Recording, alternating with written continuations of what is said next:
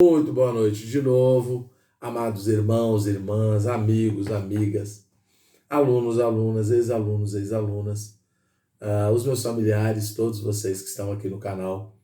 Mais uma vez eu agradeço a Deus pela presença de todos vocês, pelo encorajamento que vocês têm me dado divulgando essa palavra. Que Deus realmente abençoe a todos vocês e que Deus leve ao coração de vocês o entendimento dessa palavra que, apesar de estar sendo apenas reproduzida aqui, eu creio que ela vai de alguma maneira mudar o entendimento de todos vocês, ajudá-los a compreender algumas coisas, tá bom? Esse é o desejo de Deus e é para isso que a gente está aqui nesse canal, para continuar levando adiante a palavra de Deus, a mensagem de Deus, tá certo? E a gente está aí continuando com o nosso 40 lições essenciais para a vida cristã, parte 2. E já estamos agora na lição 36.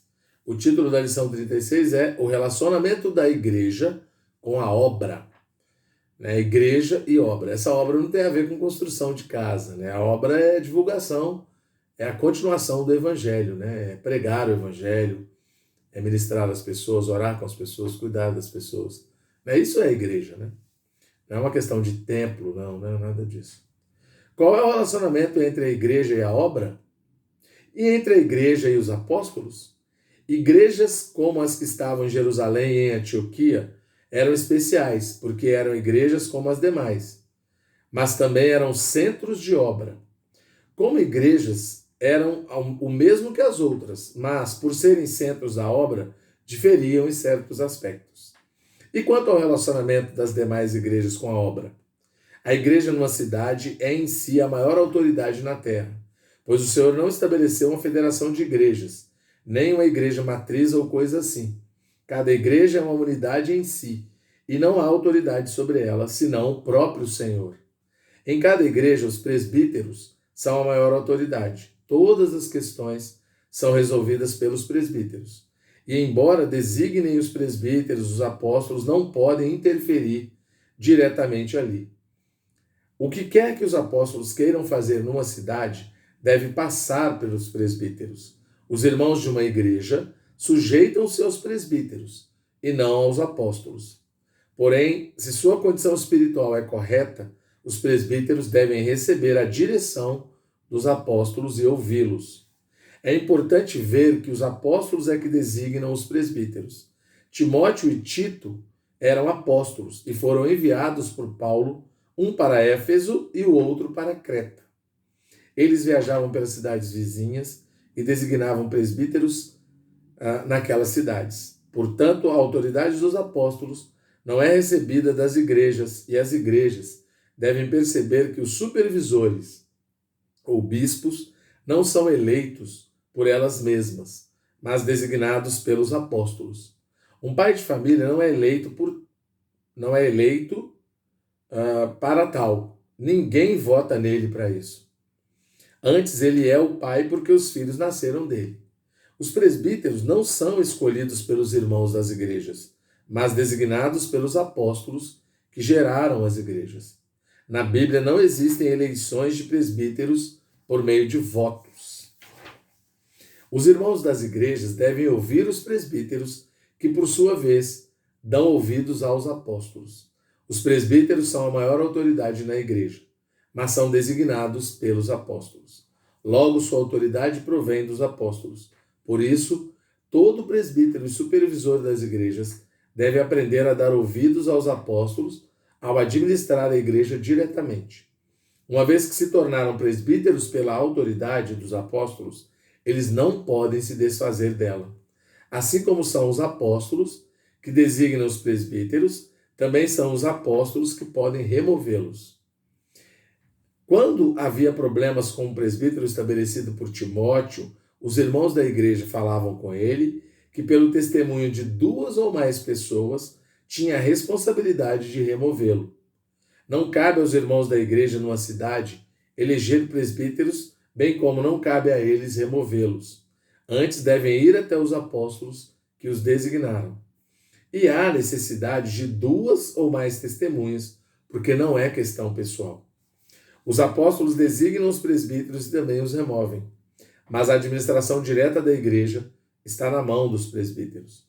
Os apóstolos têm a responsabilidade de expandir e realizar a obra da igreja como um todo, mas não de administrar os assuntos de uma igreja em particular.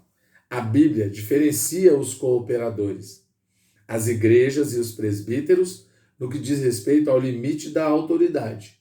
Ao arranjo da obra e à coordenação entre os dois, esperamos que esta lição nos traga a ajuda necessária para trilhar esse caminho. Então é interessante, né? Porque esses dons, esses homens dons que Deus deu para a igreja, cada um ocupa uma função, tá certo? E aí o presbítero que elege os diáconos na igreja. O apóstolo elege o presbítero o diácono, tá certo? Diácono e diaconisa. Então vamos falar os dons, os ministérios e as operações. 1 Coríntios 12, de 4 a 6, e Efésios 4, 11 e 12. Aqui vai falar da igreja e dos dons, tá certo? 1 Coríntios 12, de 4 a 6, depois Efésios 4, 11 e 12. 12, de 4 a 6. Ora, os dons são diversos, mas o Espírito é o mesmo. E há também diversidade nos serviços, mas o Senhor é o mesmo. E há também diversidade nas realizações, mas o mesmo Deus é quem opera tudo em todos. Tá vendo que rico? E aí, se você ler o 7, fala assim, a manifestação do Espírito é concedida a cada um, visando a um fim proveitoso. Rico, né? E para fechar, vamos ler Efésios 4, 11 e 12. Essa lição é bem tranquila de entender, eu creio, né? Efésios 4, 11 e 12. Quem estabelece apóstolo, presbítero é Cristo, né? E ele mesmo concedeu uns para apóstolos, outros para profetas, outros para evangelistas e outros para pastores e mestres, com vistas ao aperfeiçoamento dos santos, para o desempenho do seu serviço, para a edificação do corpo de Cristo. Rico, né? E o 13 diz, até que todos cheguemos à unidade da fé e do pleno conhecimento do Filho de Deus, à perfeita varonilidade, à medida da estatura da plenitude de Cristo. Então, quem concede apóstolo, profeta, é Cristo. Por outro lado, espiritualmente falando, na condição das cidades, de acordo com o serviço ao Senhor, Deus acaba estabelecendo, né? Pastores, mestres, evangelistas, profetas e apóstolos. Presbítero está dentro da condição de profeta, né? De apóstolo, de profeta e pastor, né? Que supervisiona uma determinada igreja, tá certo? E lembrar sempre, né, galera, que o corpo é de Cristo, né? Mas é óbvio que existe uma ordem, uma administração. E como nós lemos aqui nas lições, não é uma administração baseada na capacidade humana, mas tem a ver com o quanto de Cristo as pessoas têm, certo? Espero que vocês tenham gostado da lição. Que Deus abençoe a todos. Uma boa noite.